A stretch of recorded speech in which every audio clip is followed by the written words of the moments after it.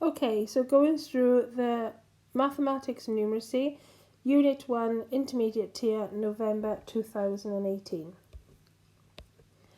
Starting with question 1, it tells us here that Fionn is making a box for a present, and the box is going to be a cuboid shape. Fionn draws a sketch of the net of the cube that would then be cut out and folded to make said box. So I can see the 3 dimensions, and I would draw a quick sketch of a box just to have the idea of what the box would look like in real life. And I would imagine the 6 centimetres there for the length of the box, and then this almost square on the front with a 5x4 rectangle. So now that I can see it, it's easier for me to work with. Height of 4, length of 6, width of 5. Now if you imagine the box to be more stood as a tower,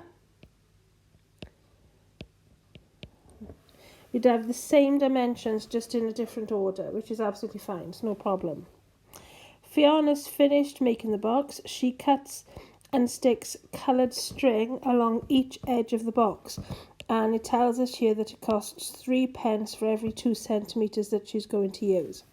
So first of all I have to imagine just how much string she's going to need, but then I've got to work out the cost. It says how much will Fionn spend, and you must show all your work in. So if I gather them into groups and I start with the 6s, if I'm going to put string on all 4 edges, because don't forget the box is not see-through, but there is another edge just the other side. Those 4 edges there, that is going to be 4 edges 6 centimetres long. That'll be 24 centimetres worth of string. And then if I think about the 4 centimetres, there's another 4 of those.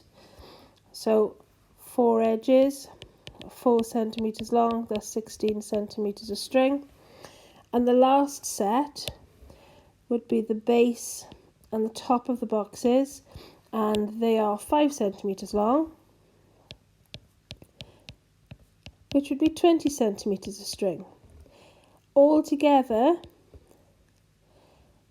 note down carry 1, I need 60 centimetres of string. And they tell me in the question here that for 3 pence I can have 2 centimetres worth. So if I imagine how many pieces 2 centimetres long I need 30 pieces of string. The 30 pieces of string cost 3 pence each. So this is going to cost me 90 pence. So the cost of string, 90 pence. Question 2. Rob has carried out a survey. He has asked 25 students how many times they visited the library last month, and his results are shown below. Using Rob's results, answer the following questions, so to work out the range and to work out the median. The range is the biggest, take away the smallest, and the biggest answer we had was a 4. And this 4 times, and the smallest answer we had was 1. So the range of answers ranged by 3 visits to the library. The median is the middle. Don't forget the little rhymes on the back of the wall in the classroom. Hey diddle diddle, median the middle, you add and divide for the mean. So when you're thinking about the middle and you're thinking about the median, you know that there were 25 students. So the middle student would be student who's number 13. If you think about student 13, they'd be stood by here. And there would be 12 students on that side of him, 12 students on that side of him, and this person would be in the middle.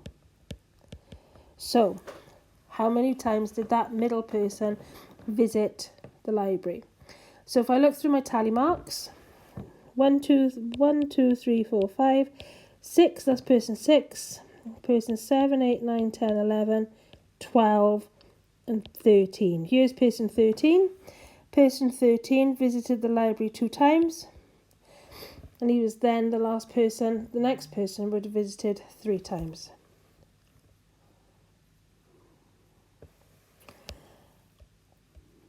Question 2b. Rob put some books and a weight on a set of balance scales. All the books are identical. What is the mass of one book? Well, I can see that weight is the same as weighing 5 books. So 5 books is equal to 1750 grams. And to work out the weight of one book, I'm going to need to divide or share that between 5. 5 goes into 1 0 times, carry 1 17.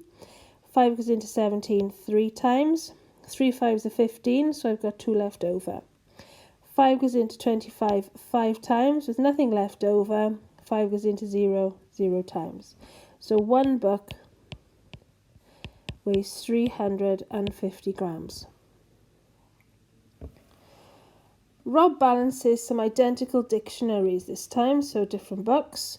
10 dictionaries are on one side, 2 dictionaries and a 3,200 gram weight are on the other.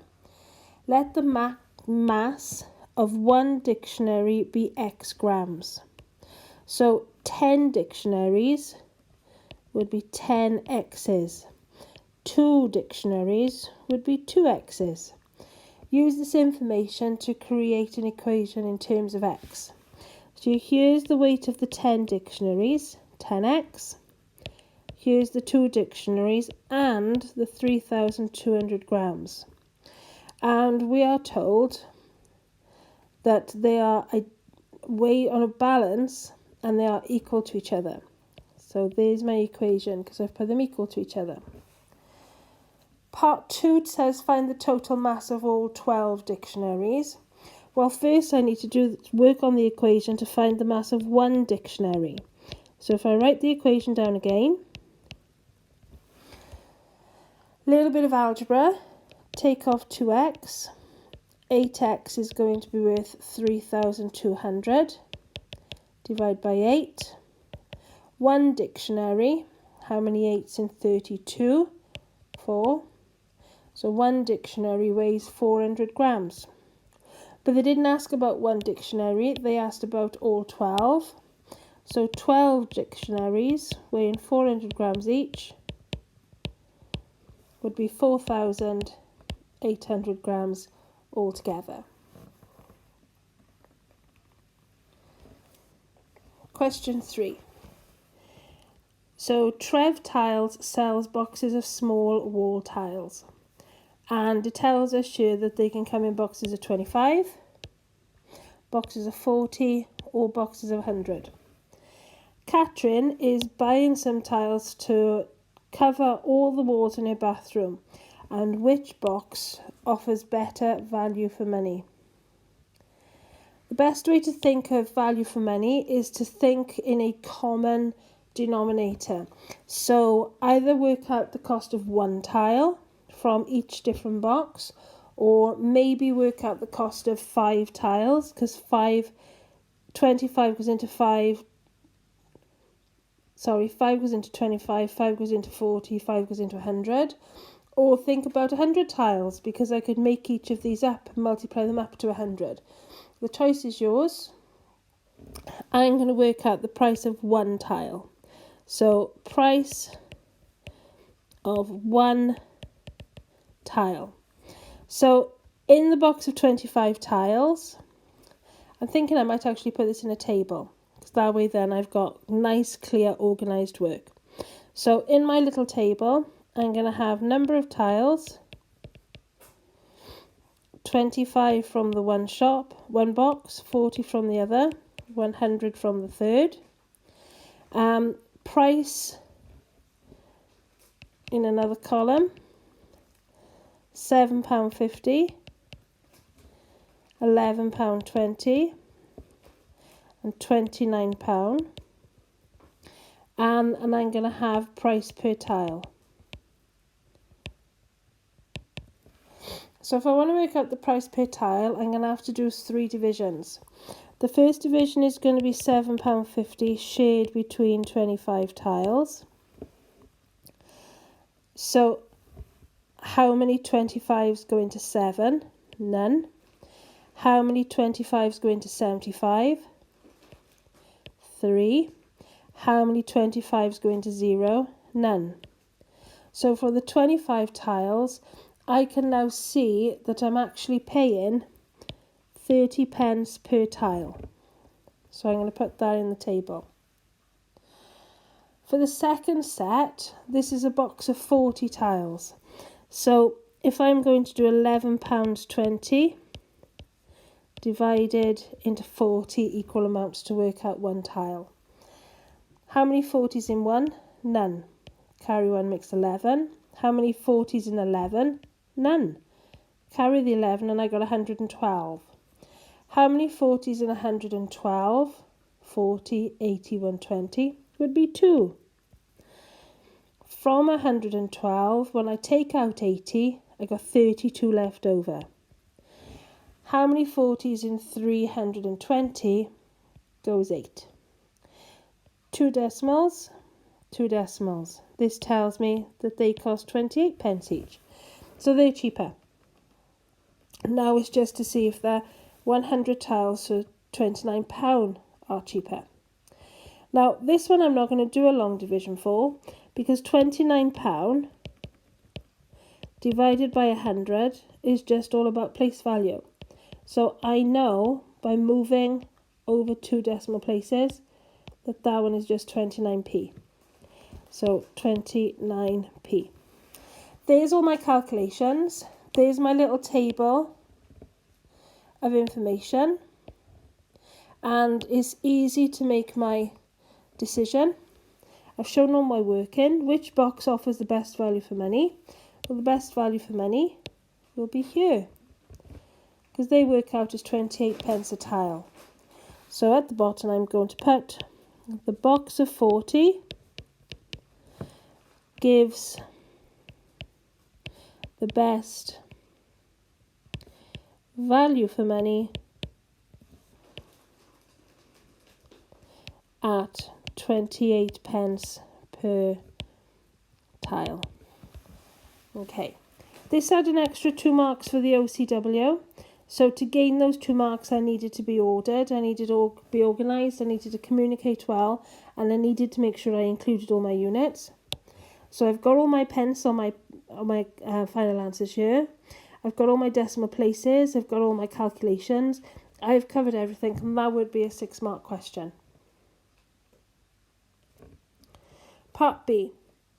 Trev Tiles sells a wall tile measuring 10 by 20. So I'm just going to draw myself a little sketch. Here's my wall tile, 10 by 20. 10 by 20 centimetres. How many of these tiles would be needed to cover a wall 3 metres by 4 metres? So I'm going to cover a wall, that was the tile, and I'm going to cover a wall that is going to be 3 metres by 4 metres. You can assume that there are no gaps between the tiles, because then it would get a little bit complicated, and you need to show all your workings out. We need to know how many of these tiles you would need to fill that space. So you can either work row by row, or you can work with the total area. Now to work out the total area, I would need to change this to be 400 centimetres and this to be 300 centimetres, so that I'm working in centimetres across the entire question. Now that I've done that, the area of the wall is going to be 400 by 300. 4 3s are 12. It's quite a big area. So I've got 120,000 centimetres squared. The area of one tile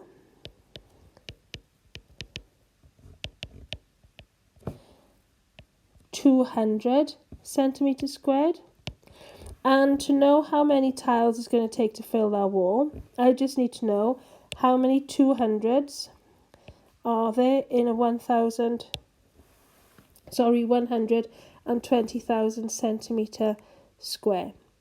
So 120,000 divided by 200.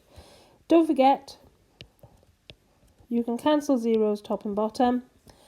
This makes my calculation actually just 1,200 divided by 2, which comes out as being 600 tiles. Okay, now there's a few different methods that you could use to do that. You could have said how many rows of 10 centimetre tiles will fit across one row, and then worked about how many rows you would need to fill the wall. You're still going to get to the same answer. So if you prefer to use a different method, use it. You should still end up with 600 tiles when you're finished. Part C. Trev Tiles has 5 boxes of tiles on special offer, and they can see the different shapes. 3 of the boxes of the tiles will tessellate. A tessellation is a tiling pattern where there are no gaps. So if you imagine squares on the floor or house bricks in a wall, that would be an example of being able to see different rectangles or different squares coming together to make a tiling pattern, and there are no gaps. They fit together very, very neatly. Not all shapes do that, and if you're used to looking at honeycomb and hexagons on a football, they are more tiling patterns where there's no gaps, but not all of the shapes in this table are going to do that for us. Circles, for example, if you put circles together, when they touch each other, they leave a gap. Not very well drawn, but they would leave a gap. Okay, so what have we got? Manon is asked to select these 3 boxes. Which 3 boxes should Manon select? Well, squares are an obvious tiling pattern. Like graph paper, there won't be any gaps. You can have rows and rows of squares with no gaps between them. A rhombus is part of the quadrilateral family. A rhombus doesn't have any 90-degree angles, but all the sides are the same length. So you would be able to make a tiling pattern, and it would look something similar to that. The third and final box. Pentagons unfortunately don't, and I've already mentioned the circles. So the last tiling pattern to think of are right angle triangles, which when you stick a pair of them together look a bit like a rectangle and would easily make a tiling pattern with no gaps. Question 4. So here we have a scatter diagram. The mass of rubbish recycled is given as a percentage of the total mass of rubbish produced. And here is the percentage of rubbish recycled by people living in 8 small towns. The results for the first week of July 2005 are shown in the scatter diagram below. Complete these statements. In July 2005, 2 of the 8 towns had the same number of people. Right, let's have a look. If we're looking for them to have the same number of people, they would need to be the same number of people above each other on the diagram. So I've highlighted them here in purple.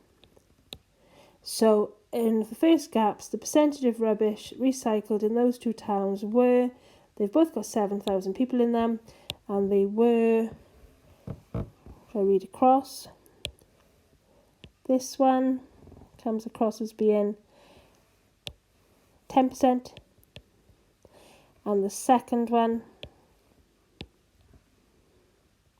40%. Okay, next part. The town with the least number of people had set a target to recycle at 45%. The small town beat this target. Right, the smallest number of people in any town was registered as 2,000. And I can see that they actually had 50%.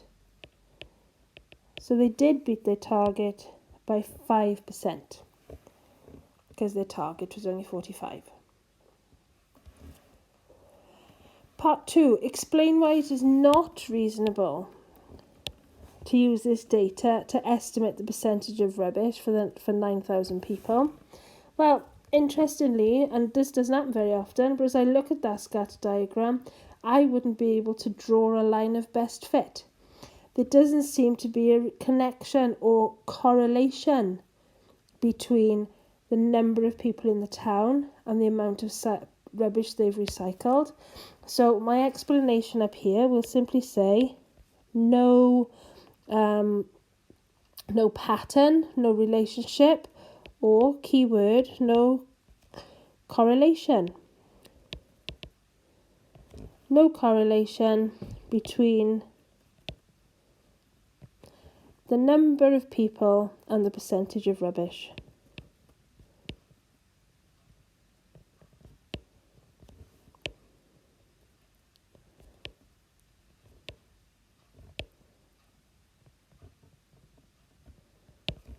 There we go.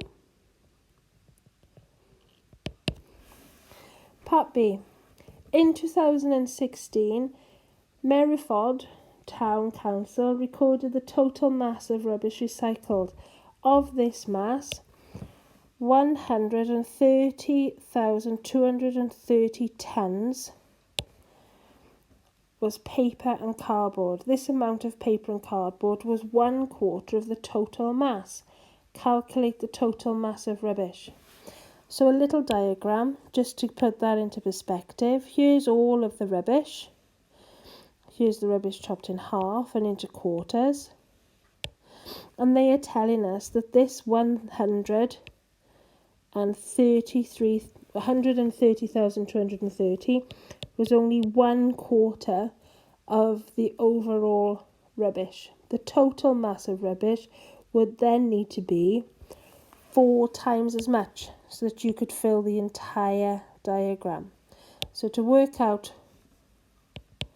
how much rubbish we're talking about, that very large number needs to be multiplied by 4.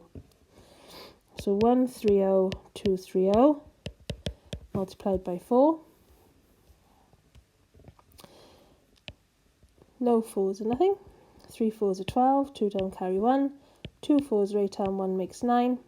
No 4s are 0 again. 3 4s are 12, 2 don't carry 1. 1 4 is 4 and 1 makes 5. So we are talking about 520,920 tonnes of rubbish. Question 5. Badges made using a metal button, a pin and some sticky tape. Packs of 42 buttons, packs of 24 pins and 60cm rolls of sticky tape. They are available from the craft shop. Elwyn decides to buy metal buttons and pins to make some badges so that there are no metal buttons and pins left over. So there's no spares. He wants to buy the least possible number of packs so that he can make his badges.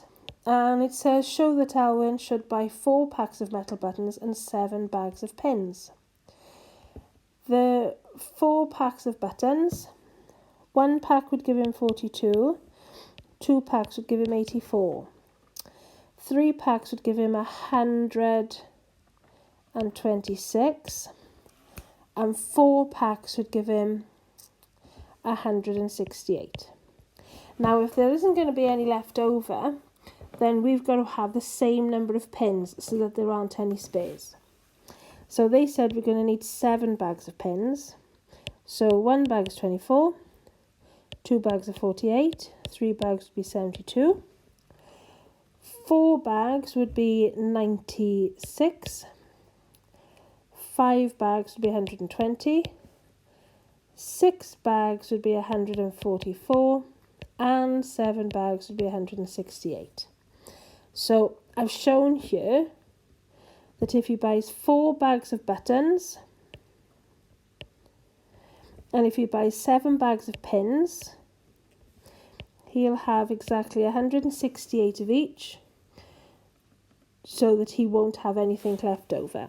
168 of each item and no spares left over. Part 2.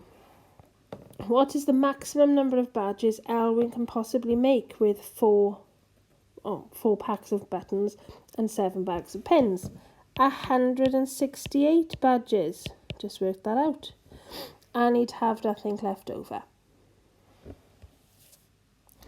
Part B.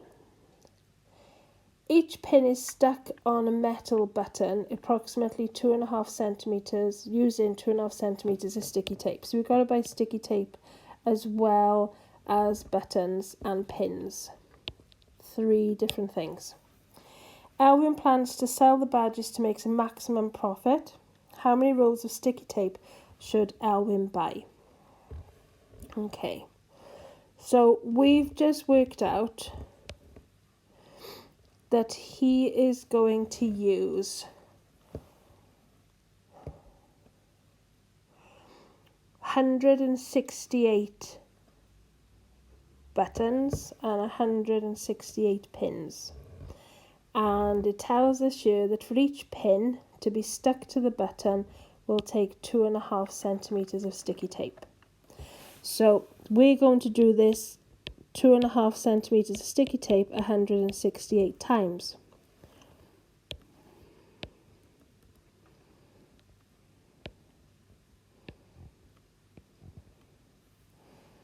So I'm going to work out my long multiplication using my Chinese grid.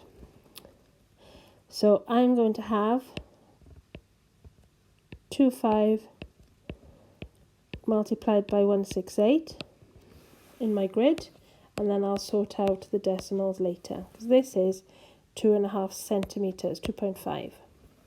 So 2 8s is 16, 2 6s are 12, 1 2 is 2, 5 8s are 40, 6 5s are 30, 1 5 is 5. The first diagonal here gives me a total of 0. The second diagonal here gives me a total of 10. Note down, carry 1. The third diagonal, 1, 5, 3. So that's 6, 7, 8, 9, 10, 11, 12.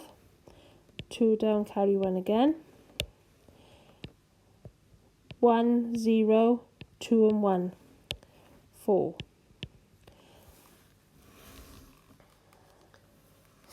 So I can see that I've got 4,200, but don't forget this had a decimal point, 2.5, so this will have a decimal point, so I need 420 centimetres of tape. It asks me how many rolls of sticky tape do I need, so I need 420 centimetres. And I can see back at the beginning that there's 60 centimetres on a roll. So how many 60s do I need for 420? How many 60s do I need for 42? 7. So I need to buy 7 rolls of tape to have 420 centimetres worth to stick my 168 pins and buttons together. Part 2. Elwyn sells the badges that he makes for 50 pence each. So calculate the maximum profit. Okay, so if we're going to work out profit, we've got to work out how much it's going to cost him and also how much money he's going to make, and then see the difference in those two totals. So first of all is take-ins. If he's going to sell 168 badges for 50 pence each, if they were £1 each, it'd be £168. So it's going to be half of that, 8400 pence or £84. So he is going to sell the badges for £84, but he doesn't get to keep it all because he does have costs involved in making said badges. So back at the beginning, it told us that we were going to buy 4 packs of buttons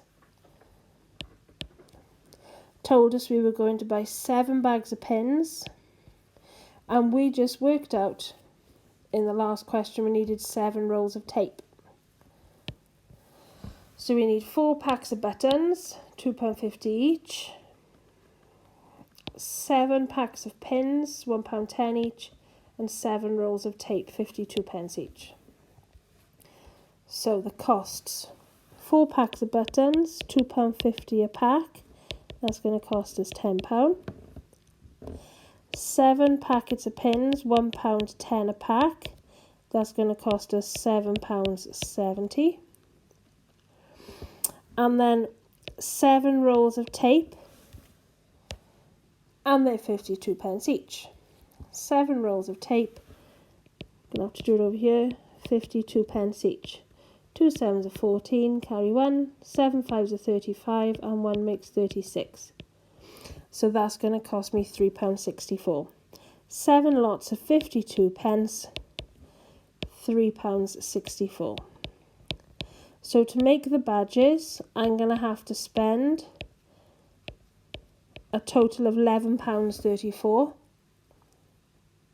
£21.34, the one and the one I carried, which means I've made quite a good lot of profit actually. £84, take away £21.34, can't take 4 away from 0, so I'm going to have to borrow, make 10, borrow again, 10 take away 4 is 6, 9 take away 3 is 6, 3 take away 1 is 2, and then 8 take away 2 is 6. We have £62.66 profit from badges. The amount of calculations done there is quite high, but the actual complexity or level of arithmetic is still quite basic. So have another look and make sure you know where all those costs and where that profit came from. That was a 5-mark question. Okay, question 6. Mould is on a bearing of 65 degrees. Remember that a bearing diagram starts off facing north.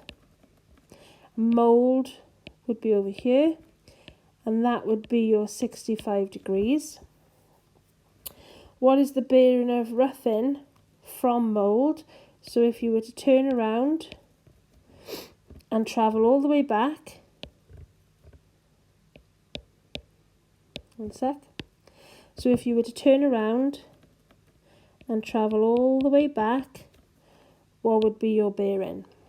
Well, it would be the original 65 plus turning around, so plus an extra 180, so 245.